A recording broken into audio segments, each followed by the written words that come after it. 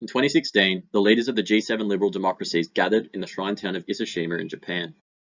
The then Prime Minister Shinzo Abe used the event to showcase Japan as the leading nation of liberal and democratic ideals in the Indo-Pacific region, and further as a stalwart of these values, countering authoritarian China. However, Abe's critics would raise issue with the Prime Minister's commitment to one of those important values of democracy, freedom of the press. So has the freedom of Japanese media really eroded under Abe's tenure? A 2017 report by UN Special Rapporteur on freedom of expression found deep and genuine concern about declining media independence during Abe's administration. Similarly, the media advocacy group Reporters Without Borders ranks Japan only 66th on their World Press Freedom Index. This is well below other developed economies. What has brought about this perception of wavering press freedom under Abe? In 2013, Japan drew international and domestic criticism from civil rights groups who condemned the introduction of a state secrecy law for its severity and its vagueness.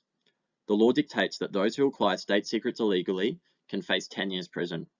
Those who then solicit those illegal state secrets can face 5 years prison. So-called Keisha clubs are another issue formed by Abe. Their original intent was to make politicians more readily accessible to media.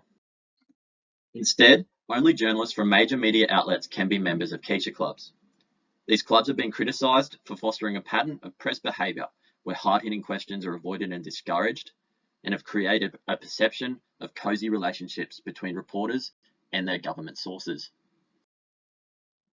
Some would argue that while Abe has been particularly aggressive in his press attacks, other cultural and systemic factors endemic to Japan are behind this press freedom decline. Article 4 of the Broadcast Act dictates that broadcasters be politically fair and gives the government the power to rescind broadcasting rights of those who repeatedly show unbalanced reporting. This leads to a form of self-censorship and restrained coverage in Japanese media that journalists have termed sontaku. This is a Japanese strategy of following authority and preemptively pleasing superiors. This is best seen through the example of the 2011 Fukushima Daiichi nuclear disaster. As the disaster unfolded, reporters relied on what has been termed announcement journalism. That is, instead of reporting facts as they became clear, government pressures led networks to restrict what could be said about Fukushima. The official line from government at the time of the disaster was to downplay the severity of the situation. News outlets dutifully relayed this information to citizens, to their danger and to their detriment. With Abe's recent resignation, it will be interesting to see whether these partisan press attacks were of his own mandate, or a more sinister pattern in Japanese politics that will continue long after his prime ministership.